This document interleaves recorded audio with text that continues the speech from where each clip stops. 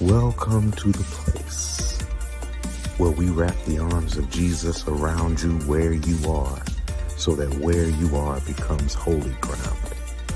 The place, transforming your place into the place. What's up, and welcome to another edition of the Lunch Break Cyber Bible Study. We're so glad to have you at the place. Just take a couple of minutes to please like, tag, and share. Like, tag, and share. And while you're doing that, just let us know where you're watching from. Drop it in the comments. Where are you watching us from today? And right, what are you eating? It's lunch. So tell us what you're eating during your lunch break. We're only going to be on for a quick time. This is a Bible study hosted by The Place. And for those that just are unaware, The Place's purpose is to wrap the arms of Jesus around you where you are, so that where you are becomes holy ground. We seek to transform any place into the place, even where you are right now, the place you're at right now. So this is our lunch break cyber Bible study. And we've been in this series called The Mind of God. The Mind of God. And so we are being very deliberate and intentional to look at the anthropomorphic and anthropopathic ascriptions to God's thinking, right? And so today, I've been fascinated. In fact, I did my devotional call this morning about it, my motivational message. Been fascinated about this call narrative, right? This calling. So I want to talk about God's creativity of God's call. And I'm looking at the call narrative of Moses in Exodus chapters 2 and 3, because I really think it's important for us to think just how amazing God is in God's selection of us, right? The fact that God decides that we are capable of being used by God is an amazing act of creativity by our Creator, right? So God, in God's awesomeness, decided that not only were we going to be created as illustrated in Genesis chapter 1, but also that at some point we were going to be the very answers to the problems that were caused by us. That we would not only be the cause of, but we would also be the cure, as curated by God's power and God's creativity. Isn't that just an amazing thing to think about? That with a pen, right, a law can be put in place. With a vote, a law can be overturned, right? The same concept. There's a problem that has been created in Exodus where the text says that Joseph died, family was good, but then a Pharaoh came after the Pharaoh that was good with Joseph died, and the Pharaoh knew not Joseph. Right? So now a people that had favor in Egypt are now enslaved. Right? And so God, out of that same crowd, has to then call a champion to rescue this imprisoned people. Right? So when you think about how creative God is in choosing who God calls, there's just a couple of things you need to know. And again, we're only on for a couple of minutes, so it's quick things. Here you go. First thing, God will birth you in a season that seems against you, then burden the same ones to put a structure in place to save you. God will birth you in a season that seems against you, and then burden the same ones to put a structure in place to save you. Text says that Pharaoh made a decree that all the male Egyptians at birth be killed. Text says this was Pharaoh that made this decree that all boys be killed. But when Moses was rescued by his mother and put in that thatched crib, that it was Pharaoh's own daughter that then orchestrated a plan for Moses to not only be rescued, but to be raised in the palace. In other words, the very same people who made the decree for Moses to die ended up being the people that raised Moses till his adulthood. God is so amazing, right? That God will birth you in a season where everything seems to be set up for you to fail, but then use that same structure that seems to be against you to end up saving you. Right? Many of you will testify there's no way you should have made it through school. There's no way you should have made it to college. There's no way you should have made it to the heights of the military that you made it. There's no way, no reason that you should be as successful as you are. But the same systems that were put in place to hold you back also helped you, because that's just how creative God is and God's desire for you to succeed. Here's the second thing. God allows others to glimpse what is special about you to set you apart. God allows others. The text beginning of chapter 2 of Exodus says that Jochebed, Moses' mother, beheld him and saw that he had a beautiful countenance. And as a result, she spared him. Right? Even before that, the text says that Shua and Pua, right, the Hebrew midwives, also saw the beauty in the boys and refused to kill them. Right? Because they understood just how special these boys were, understanding that the continuance of the race could only be done if males were spared. And we have to be cognizant of systems that are put in place to destroy our men, right? Because if you destroy the men, the boys, before they become men, then you cancel out the ability for consummation, for population, right? So when others are able to see something special, that's why we have to always be cognizant of those around us and not speak to their weaknesses, but celebrate their strengths. Everyone created has something about them that's purposeful in their purpose, right? And so we have to be able to identify it and spend time setting them apart and letting them know that they are different. Now, here's the next thing. God is so creative, right? The creativity of God's call is this: God allows you to go through before God chooses you, right? See, the interesting thing about this is that even though Moses is spared at birth, Moses doesn't get called from the burning bush until Moses is 80 years old.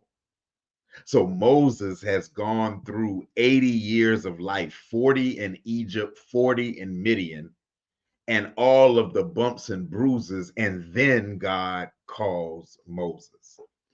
And some of us complain because we ain't get our breakthrough at the age of 19, or we feel that 25 or 30, we've been living long enough, things should be better. But Moses was not called until 80, right? Think about that. Abraham was not called until 75. And some of us are thinking that our best years are behind us and we're only 42, right?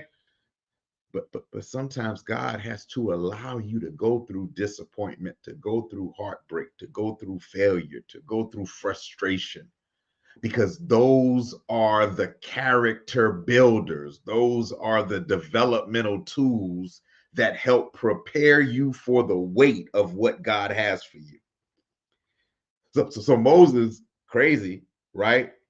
God could have called Moses in Pharaoh's palace. God could have set the burning bush right outside of where the Egyptian was beating the Hebrew, right? God could have put the burning bush at the well when Moses fled to Midian and ended up encountering Zipporah. But God needed all of those pieces in place before. See, sometimes while we get frustrated at the challenges and the losses and the grief moments and all the stuff in our past, what we fail to realize is God prepares us through our past for the purpose God has for us in our promise. God prepares us through our past for the purpose. God, listen, and that's my next point, right? Let's watch this. God allows you to run from your past right into the process that develops you for your purpose. God allows you to run from your past. The text says Moses decided one day to go hang with his people. This is Exodus chapter 2, and he encounters one of his Hebrew brethren being beat by an Egyptian taskmaster. The text says that Moses rose up against this Egyptian taskmaster, killed him, and buried him. Came back the next day and saw two of his Hebrew brothers arguing, and he tried to be down and get in the middle of them. The text says that they said, "Oh, are you going to kill us like you did the Egyptian?" And word got back to Pharaoh, and Pharaoh wanted to kill him. So Moses fled. Moses fled, ended up at the well where he stood up again for these women who were getting water from the well. And one of them was Zipporah, who we ended up marrying. And so when the burning bush occurs in chapter 3, Moses is shepherding, tending to the sheep of his father-in-law, Jethro. This is amazing because what Moses didn't realize was running to Midian was the developmental piece of the process that would teach him how to lead. He had to learn how to lead sheep before God would trust him to lead people. Right? He had to learn to stand up against the systems before God would set him apart for his purpose. So again, God allows you to run from your past right into the process, right? You think you're getting away from what people said about you, but you are actually walking into this new process where not only you will go through process, but you will be processed in order to develop you for your purpose. Right? Here's the next thing, right? God's creative in God's call. Here's the next thing. God will wait for you to be alone so you can honestly assess yourself. Text says, chapter 3, Moses is now on the backside of the mountain tending to his father-in-law Jethro's sheep. And behold, the angel of the Lord appeared in a burning bush. God didn't appear to Moses when he had the arrogance of being Pharaoh's grandson. God didn't appear to Moses where he could be the priest or the son of a priest in Midian. God appeared to Moses when Moses was all alone. Wasn't nobody to put airs on for, wasn't nobody to impress. The sheep couldn't understand the conversation, and Moses could give an honest assessment of how he really felt about himself. And what we found is though that every reason Moses had to feel successful based on his current status was not accurate. And many times, God doesn't get to us in public because in public we put on a show, but God addresses us in private when there are no cameras, there are no social media outlets, there is no crowd around us, there are no competing images, there is only us, and we have to be real about our fears and insecurity. Because here's the thing, God already knows what we're afraid of. God already knows our hesitancy. God just needs us to be willing to admit it. For in our admitting it, we give God space to address it. Here's the next thing.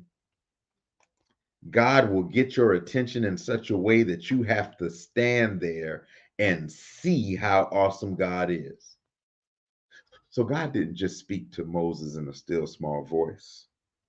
No, God was very deliberate to demonstrate just a small snippet of God's power.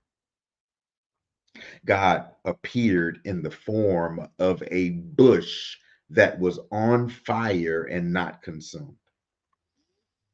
All right, I need us to think about this.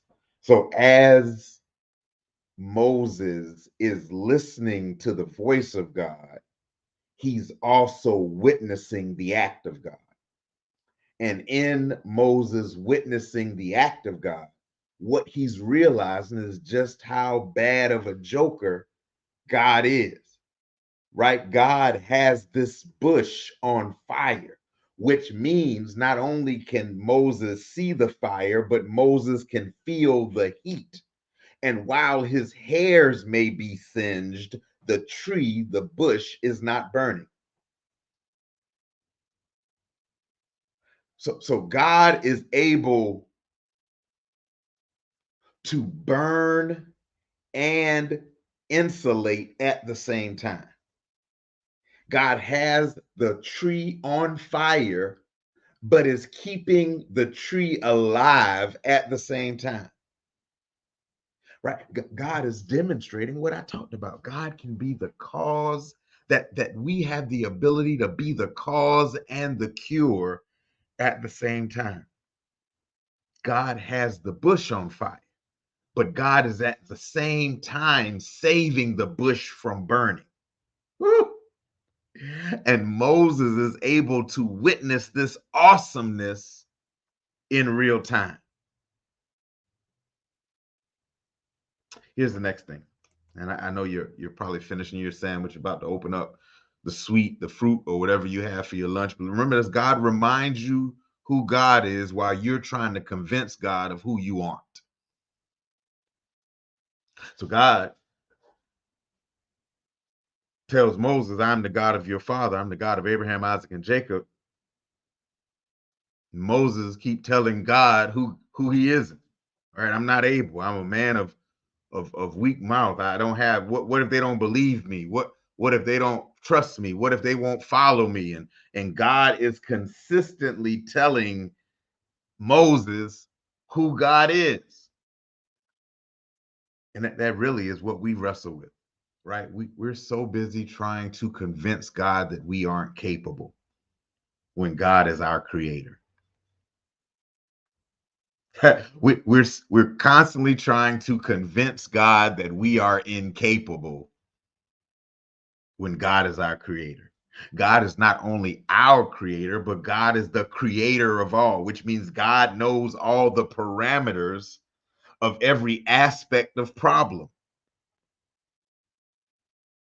Yet we're still trying to convince God that we can't do it. God, you chose the wrong one. God, you got the wrong person. But the reality is, God is fully aware not only of who you are and aren't, but God is aware of the fullness of who God is. See, God is the only one that has an accurate recollection of what actually happened from the beginning till now. Everybody else can give their interpretation, but God is the one who truly knows. God has God's resume.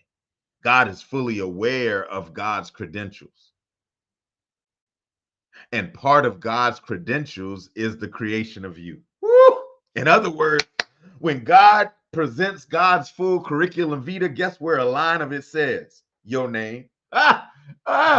Like God is so impressed by you before God calls you that God listed you as an accomplishment before you even accepted your assignment. God, I love you. God listed you as an accomplishment before before you accepted your assignment. God's so proud of you. God boasts about you. God sought out Moses because God knew Moses would be the one. Even before Moses was willing to commit to his commissioning, God called him and assured him of his ability to accept the assignment. I'm done. Here's the final thing. This final thing. God answers your excuses until you accept God's expectation. From chapter 3 to the middle of chapter 4, all Moses does is argue back and forth with God about the assignment God has. But eventually, God accepts, Moses accepts the assignment. Right? And all I'm trying to tell you is that God is so awesome that God has a particular plan for your life. And no matter how much excuse you give, God can always out excuse you until you actually accept God's expectation. God can answer all your excuses because God knows the fullness of all you can do. And all you have done is operate in what's safe and what has allowed you to accomplish what you have accomplished, but you don't even realize the vast capacity of you that's untapped, but that's going to have to be activated to accomplish what's ahead. Right? You've mastered past accomplishments. But the question is, can you allow God to activate what's needed in you to be able to complete what's ahead of you? So God has the answer. And God is just simply waiting for you to accept God's expectation. So Moses now moves from excuse giver to expectation meter. And Moses heads to Egypt to face Pharaoh. And I don't know who I'm talking to, but this message is for those that have a Pharaoh in front of them, but are currently stuck because they feel unsure about the God that's with them. So as a result, they're frightened of Pharaoh, but not faithful in God. And so all I'm trying to tell you is that God has created this moment to empower you to advance. And you must be willing to go and walk into whatever God has prepared for you. Listen, that's it for today.